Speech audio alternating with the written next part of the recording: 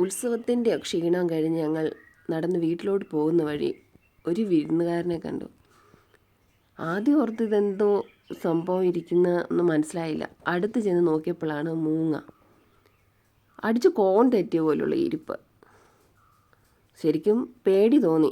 നമ്മൾ കയ്യിലെങ്ങാനും എടുക്കുമോ, അതോ ഇതിനെന്തെങ്കിലും പറ്റിയതാണോ, അതെന്തെങ്കിലും അപകടം വന്നതാണോ. പക്ഷേ അവിടെ നിന്ന് അതിന് മാറ്റിയില്ലെങ്കിൽ വണ്ടി വരുമ്പം ആരും ശ്രദ്ധിക്കാതെ അതിനെ തട്ടാനോ അല്ലെങ്കിൽ വണ്ടി കയറി ഇറങ്ങുകയോ ഒക്കെ ചെയ്തെന്ന് വരാം, എന്തെങ്കിലും അപകടം പറ്റിയതാണെങ്കിൽ. പക്ഷെ മാക്സിമം ഞങ്ങൾ ട്രൈ ചെയ്തു അതിനെ ഓടിച്ചു വിടാൻ. ഞാനൊന്നും അറിഞ്ഞില്ല രാമനാരായണൻ എന്ന മട്ടിൽ അങ്ങോട്ടും ഇങ്ങോട്ടുള്ള നോട്ടും. പിന്നെ കുറച്ച് നേരം പണിപ്പെട്ടു ഒന്ന് ഓടിച്ചു വിടാൻ. കുറച്ച് കഴിഞ്ഞപ്പം ഞങ്ങളെ ഒന്ന് സൂക്ഷിച്ച് നോക്കി ഇരുത്തിയൊരു നോട്ടം.